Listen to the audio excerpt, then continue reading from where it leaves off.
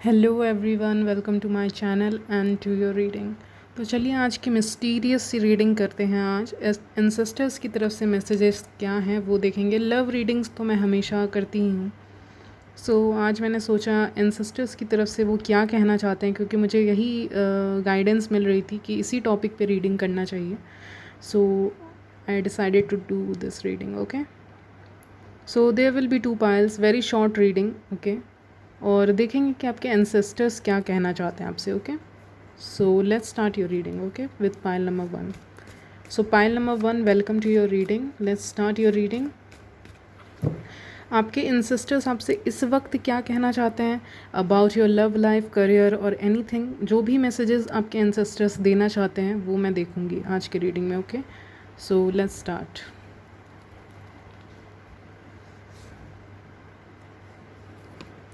Okay, wait. Ancestors क्या कहना चाहते हैं पाइल नंबर 1 से, प्लीज़ गाइड करें। ओके, मुझे जो पहली एनर्जी मिल रही है आपके एंसेस्टर्स की तरफ से कि वो अगर आपके ग्रैंड पेरेंट्स हो या ग्रेट ग्रैंड पेरेंट्स हो, ओके, वो आपको उतना प्यार नहीं दे पाए जितना कि शायद आपके पेरेंट्स आपसे करते हैं, या फिर वो बहुत सारी चीज़ें आपको दे सकते थे, वो चाहते थे देना आपको बहुत सारी चीज़ें, मे बी कम्फर्ट या फिर बहुत सारी चीज़ें दे सकते थे वो शायद, बट उन्होंने कभी उस तरह से सोचा नहीं। या फिर आप फीमेल भी हो सकते हो पाइल नंबर 1। ओके, या फेमिनिन एनर्जी आप में है एंड आप एक एम्प्रेस की तरह हो। That means you deserve that love and care from your ancestors. But कहीं ना कहीं एंसेस्टर्स की लाइफ रुक गई, मुझे ऐसा दिख रहा है। उन्होंने सोच के रखा था कि हम ज़्यादा साल ज़िंदा रहेंगे या कुछ, लेकिन ऐसा कुछ हो नहीं पाया। लाइफ रुक सी गई और चीज़ें इम्बैलेंस हो गई उनके लाइफ में, और उसके कारण वो अपना प्यार आपको दे नहीं पाए, अपना वेल्थ भी शायद शेयर नहीं कर पाए। ऐसा मुझे सुनाई दे रहा है कि अगर वो चाहते तो आपके लिए कुछ रख सकते थे। मे बी कुछ घरों में जैसे गोल्ड की कुछ रख देते हैं, ऐसा कुछ बनवा के, तो वो सब भी नहीं रख पाए। तो आपके लिए बेसिकली आपके एंसेस्टर्स मे बी कुछ किए हों, बट उनको लग रहा है कि वो कम है। ओके, या ये आपके ग्रेट ग्रैंड पेरेंट्स की तरफ से भी मैसेज हो सकता है कि वो चाहते थे आपको, जब वो आपको अभी देखते हैं तो आपको काफ़ी ज़्यादा अप्रिशिएट करते हैं, आपको काफ़ी ज़्यादा हाई रिगार्ड्स में देखते हैं, आपको प्रोटेक्ट भी करते हैं, लेकिन वो उस समय जब तक ज़िंदा थे तब तक आपके लिए कुछ कर नहीं पाए। उनको लगा कि हमारे पास तो बहुत टाइम है, बट टाइम किसी के पास कभी कभी बहुत कम होता है और उसे पता भी नहीं होता कि टाइम ज़िंदगी का इतना कम है। और इन्होंने अपने लाइफ में चीज़ों को, मतलब ये अपने फाइनेंशियल लाइफ या career life and personal life को कहीं ना कहीं बैलेंस नहीं कर पाए थे, और इनके टाइम में उतनी सुविधाएं नहीं होती थी जितनी कि आपके टाइम में सुविधाएं हैं। तो ये उस चीज़ को देख के काफ़ी खुश हैं कि आपकी ज़िंदगी कम से कम वो ब्लेस कर पा रहे हैं इस दुनिया से जाने के बाद, क्योंकि अभी आपके पास सुविधाएं ज़्यादा हैं, उनके पास सुविधाएं उस टाइम पे कम थी, ऐसा वो कहना चाह रहे हैं। और वो आपको देख रहे हैं, अप्रिशिएट कर रहे हैं कि आप अपने लाइफ में कितने प्रैक्टिकल हो, सही ढंग से चीज़ों को बैलेंस कर रहे हो। और उनसे ये बैलेंसिंग नहीं हो पाती थी। उनसे करियर एंड उनको करियर के लिए शायद कुछ ज़्यादा ही काम करना पड़ता था। मे बी ये बिज़नेस वगैरह करते थे या ऑफिस वगैरह जाते थे, ज़िंदगी उसी में बीत गई, कहीं आराम करने का टाइम नहीं मिला। या एक होता है ना कि वर्क वर्क वर्क, उसके बाद चले गए इस दुनिया से, वैसा ज़िंदगी वो नहीं चाहते कि आप ऐसा लाइफ जियो। ओके, बेसिकली अगर करियर वाइज बात करें तो ये चाहते हैं ऐसा करियर जहाँ पे आपको थोड़ा सा रिलैक्सेशन भी मिले, to connect with them as well as connect with God. Okay, ऐसा करियर मिले जहाँ पे आपके पास टाइम तो हो कि आप कनेक्ट कर सकते हो हायर बीइंग से, और वो बहुत खुश हैं कि आप स्पिरिचुअलिटी में हो और स्पिरिचुअल चीज़ें देख रहे हो और उस चीज़ को महसूस कर रहे हो, एक्सपीरियंसेस कर रहे हो, क्योंकि यही स्पिरिचुअल एक्सपीरियंसेस आपको आपके एंसेस्टर से जोड़ेगा, और जब जोड़ेगा तो चीज़ें आपके फेवर में काम करेंगी। बहुत लोग एंसेस्टर्स रीडिंग नहीं देखना चाहते हैं, but it is very important guys, क्योंकि आप चीज़ों को मैनिफेस्ट कर सकते हो थ्रू देम, क्योंकि वो आपको अब कुछ स्टेबल देंगे, वो आपको ब्लेस करेंगे to give you something stable, and they are definitely watching over you. वो आपके ऊपर इस समय नज़र रखे हुए हैं, वो देख रहे हैं कि आप अपनी लाइफ में क्या कर रहे हो। ओके वो चाहते हैं कहीं ना कहीं कि आप आरामदायक ज़िंदगी और एक रिचली लाइफ जियो, नेचर को एंजॉय करो, ऐसी लाइफ वो आपके लिए देखते हैं। बट ऐसा भी बोलते हैं कि मेहनत भी करिए, लेकिन अपने आप को काम में इतना ज़्यादा बर्डन मत कर लीजिए कि किसी भी चीज़ के लिए टाइम ना मिले, या फिर फैमिली में ज़्यादा उलझ के ना रह जाइए कि बाहर की दुनिया एक्सप्लोर ना कर पाएँ। ओके तो आप थोड़े डिफरेंट हो, यूनिक हो, because you are the empress, तो वैसे ही रहना, और आपकी लाइफ वैसी नहीं रहेगी जैसे कि आपके एंसेस्टर्स की थी, क्योंकि वो शायद अपने फैमिली घर में ही उलझ गए थे, नहीं तो अपने करियर में ज़्यादा उलझ गए थे, जिसके कारण एक बैलेंस नहीं क्रिएट कर पाए। कुछ कहना चाहते हैं वो अबाउट यू, वही देखेंगे अब। ओके कि वो आपके बारे में क्या कहना चाहते हैं। आपको किसी भी बुरी मुसीबत से भी ये लोग बचाते हैं, because tower card in reverse आया है। Wait a minute. और अगर कोई चीज़ आपके बेनिफिशियल में नहीं है या बेनिफिट में नहीं है, तो आपके एंसेस्टर्स उस इंसान को आपकी लाइफ में नहीं रहने देंगे। ओके कुछ कहना चाहते हैं आपसे, वो देखेंगे। कुछ भी और कुछ कहना चाहते हैं। ओके गाइस, पहली चीज़ तो यू आर वेरी इंटेलिजेंट, जो उनके ज़माने से, उनके टाइम से वो आपको काफ़ी समझदार समझते हैं, और कहते हैं अपने लाइफ में कभी स्टक मत रहो किसी भी एक चीज़ को लेके, कि फैमिली में स्टक हैं या स्टडीज़ में स्टक हैं या काम में स्टक है तो उसमें स्टक ही रह जाओ, ऐसा कुछ नहीं है।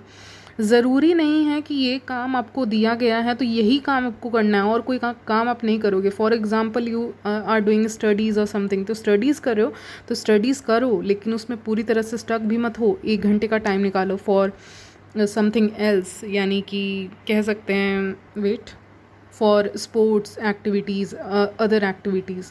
वो बोले अपने लाइफ में एक बैलेंस लाओ, क्योंकि हम लोग कभी कभी काम करते थे तो उस काम में इतना ज़्यादा खो जाते थे, या उस रिलेशनशिप्स में इतना ज़्यादा खो जाते थे कि और कुछ दिखता ही नहीं था। तो वो चीज़ नहीं लानी है आपको। आपको अपने लाइफ में बैलेंस लेके आना है, एक स्टेबिलिटी लेके आनी है, तो स्टक नहीं होना है। ओके आप एक साइकिक भी हो टू सम एक्सटेंड, ओके, या साइकिक इंट्यूटिव कह सकते हैं, इंट्यूटिव हो, जिसके कारण वो बहुत ज़्यादा खुश हैं कि चलो कोई तो है जो स्पिरिचुअलिटी से कनेक्टेड है हमारे फैमिली में, क्योंकि अगर कनेक्टेड नहीं होगा तो हमसे कम्युनिकेट भी नहीं कर सकता कोई, या कर सकती, वट एवर। ओके और आप स्पिरिचुअल हो, रिलीजियस हो सकते हो, स्पिरिचुअल हो सकते हो, ऐसे इंसान की तरह से आपको देखते हैं, वो इस नज़र से आपको देखते हैं। जब भी फुल मून आता है तो वो आपको बहुत ज़्यादा मिस करते हैं, फुल मून के टाइम पे स्पेशली। जब आप मून को जनरली देखते हो, आपको मून को देखना बहुत पसंद है, आपको crescent, wait a minute, okay तो आपको क्रिसेंट मून को देखना बहुत पसंद है, फुल मून को देखना बहुत ज़्यादा पसंद है। तो ये सब जब आप देखते हो तो वो भी आप कहीं ना कहीं देख रहे हैं उस समय, क्योंकि आपको जिन चीज़ों से प्यार है, specially the natural things out there, तो वो चीज़ें उनको अच्छी लगती है। आपका जो दयालु नेचर है वो भी उनको बहुत पसंद है, क्योंकि आजकल दुनिया में कोई किसी की मदद नहीं करता। फॉर एग्ज़ाम्पल एक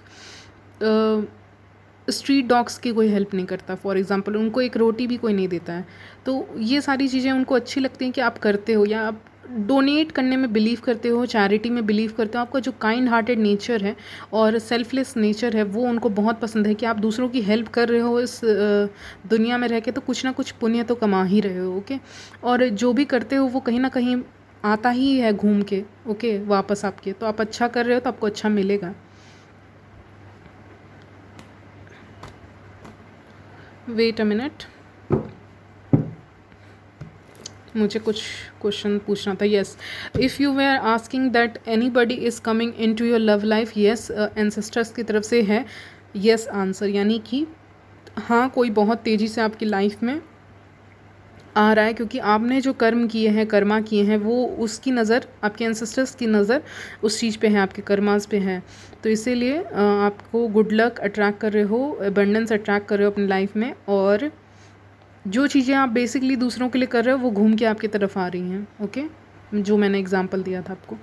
तो यही सारी चीज़ें एंसेस्टर्स बताना चाहते हैं। लव लाइफ में भी somebody is coming if you are single, if you are in relationship, more or less मुझे चीज़ें सही दिख रही हैं। ओके, और अगर सही नहीं हैं तो सही हो जाएंगी, उसमें कोई टेंशन की ज़रूरत नहीं है। सब चीज़ें एक तरफ से न्यू फाउंडेशन से शुरू होगा।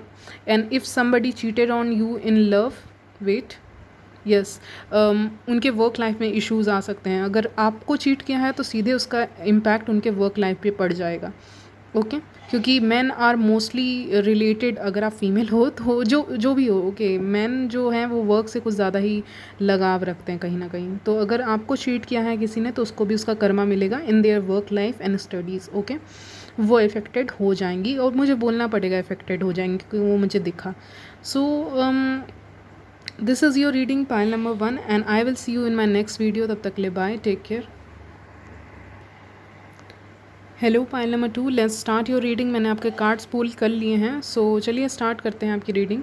एंड आपके एंसेस्टर्स आपसे क्या कहना चाहते हैं इस वक्त about everything about your life. Okay, everything about your life. Let's start, wait a minute.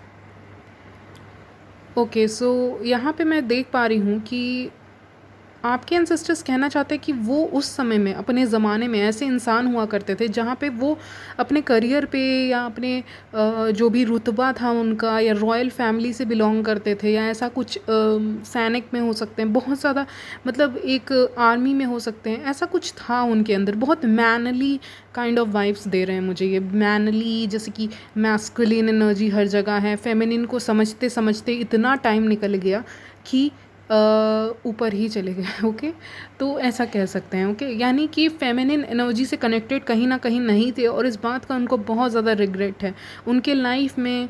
जैसे कि वो काफ़ी ज़्यादा कनेक्टेड थे बहुत ऐसी चीज़ों से जो मैनली दिखाता हो, जैसे कि जो एक मैस्कुलिन एनर्जी को ज़्यादा शो करता हो, जैसे कुछ राजपूत लोग होते हैं। ओके, तो वैसे लोग कुछ ज़्यादा ही मैनली होते हैं, ऐसा मेरा मानना है, और बहुत ज़्यादा मैस्कुलिन एनर्जी उनके अंदर रहता है। या फिर जो जिनके एंसेस्टर्स बहुत औरतों को रखते तो थे ठीक से, बट उतना भी नहीं उनको देते थे फ्रीडम। यानी कि बहुत ज़्यादा, आप समझ पा रहे हो ना मैं क्या कह रही हूँ, एक मैस्कुलिनिटी उनके अंदर हद से ज़्यादा थी कि इम्बैलेंस हो गया, और वो इम्बैलेंस नहीं होना चाहिए था। मतलब औरतों को भी उतना हक देना चाहिए था, या ऐसा कुछ उनको फील होता है कि हम ऐसा नहीं कर पाए। हमें जो सिखाया गया हमने वही किया। हमें सिखाया गया कि खाना मत बनाओ, तो खाना नहीं बनाना सीखा गया। ओके, तो अगर आप मैन व्यूअर हो तो आपके लिए ये एक मैसेज हो सकता है कि आपको सीखना पड़ेगा, आपको फेमिनिन चीज़ें भी सीखनी पड़ेंगी, आपको फेमिनिन एनर्जीज़ लानी पड़ेंगी अपने अंदर। एक बैलेंस तो रखना ही पड़ेगा। यानी आपके एंसेस्टर जो भी हैं, चाहे ये मेल हों, मेल ही लग रहे हैं मोस्टली, और ये लोग बहुत मैस्कुलिन एनर्जी में थे, बहुत हार्ड वर्किंग और एकदम दमदार किस्म के लोग होते हैं ना, तो बिल्कुल वैसे थे। मतलब हम ही हम हैं और कोई नहीं है, हमारे सामने कोई भी नहीं है, या हमारा जो रेस है, हमारा जो जिस भी उससे हैं बिलोंग करते हैं, वो बहुत अच्छा है। मैं ज़्यादा चीज़ें बोल नहीं सकती हेयर। सो आप समझ जाओ, हमारा जो हम हैं और कोई नहीं है, वी आर द बेस्ट, ऐसी उनकी थिंकिंग कहीं ना कहीं थी। और उनसे अच्छा कोई भी नहीं हो सकता, या फिर वो बहुत सुंदर दिखते हैं, या वो इस पर्टिकुलर एरिया से हैं, या समझ जाओ, मैं पूरी चीज़ें नहीं बोल रही हूँ, आप समझ जाना। और हमसे बाकी लोग छोटे हैं वगैरह वगैरह, ऐसा कुछ सोचते होंगे। ओके, ऐसा उनके ख़यालात थे जो सही नहीं थे। कहीं ना कहीं उनको ये चीज़ें बाद में रियलाइज़ हुई हैं आपके एंसेस्टर्स को, कि ये जो क्वालिटी थी ना उनके अंदर, ये उतनी अच्छी नहीं थी, ये वो नहीं चाहते कि पास ऑन हो। ओके, अब मुझे नहीं पता कि मेरे व्यूअर्स में है कि नहीं, वेट। मुझे नहीं पता मेरे व्यूअर्स में ये क्वालिटीज़ हैं कि नहीं, बट ये क्वालिटीज़ वो पास ऑन नहीं होना देना चाहते। वो सोचे कि फेमिनिन साइड इतना ब्यूटीफुल है, हमने अपने लाइफ में ये चीज़ें एक्सप्लोर क्यों नहीं की हैं। यानी फेमिनिन साइड होता है एक नर्चरिंग होना चाहिए, ठीक है। नर्चरिंग करने के लिए औरतें ही नहीं होती हैं, आदमी भी होते हैं। तो ये सारी चीज़ें वो पास ऑन करना चाहते हैं मैसेजेस आपके लिए, कि ज़रूरी नहीं है ये उसी का काम है, ये हमारा काम भी हो सकता है। तो आपके एंसेस्टर्स कहीं ना कहीं ये चीज़ को रियलाइज़ नहीं कर पा रहे थे, और जब वो चले गए तो उनको रियलाइज़ हो रहा है कि ये चीज़ें पास ऑन ना हों, ये चीज़ें सही नहीं हैं। हमें हमेशा एक बैलेंस रखना चाहिए फेमिनिन और मैस्कुलिन एनर्जीज़ में। और कभी भी डिफ्रेंशिएट नहीं करना चाहिए। ये चीज़ का रियलाइजेशन उनको ज़्यादा लेट से ही हुआ, तब तक टाइम चला गया था उनका ऑन दिस अर्थ।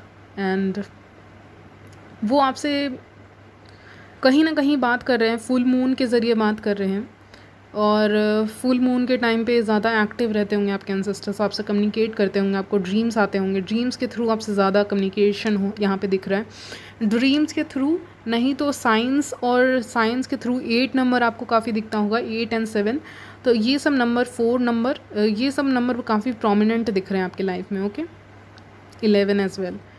तो जो इमोशनल साइड है वो किसी को वो दे नहीं पाए अपने लाइफ में, जितना वो इमोशनली किसी को सपोर्ट कर सकते थे वो नहीं कर पाए, और आपसे वो चाहते हैं कि आप इमोशनली लोगों को सपोर्ट करिए, क्योंकि वो नहीं कर पाए, इमोशनली इन्वेस्ट नहीं कर पाए किसी कनेक्शन में, किसी रिलेशनशिप में, अपने रिलेशनशिप में भी, क्योंकि उनकी सोच वैसी थी। तो आपकी सोच इस मामले में सही होनी चाहिए। If you are a masculine, कोशिश करिएगा एक बैलेंस क्रिएट करने का मैस्कुलिन और फेमिनिन में, और अगर आप एक फेमिनिन हो तो अपने राइट के लिए खड़े हो, अपने लिए स्टैंड लीजिए, अपने लाइफ में वो काम कीजिए जो काम आपको खुशी देता है, यानी आपको इनर सेटिस्फैक्शन देता है, ना कि आपके ईगो को सेटिस्फाई करता है। ओके, सो आई थिंक आप ऐसे नहीं हो, आप यूनिक अलग होंगे अपने एंसेस्टर से।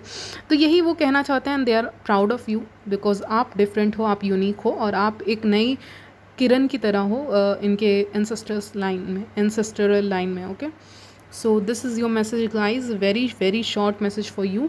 एंड यस, यहीं तक रखते हैं आपकी reading. Okay, so yes, I will see you in my next video. तब तक के लिए बाय, टेक केयर।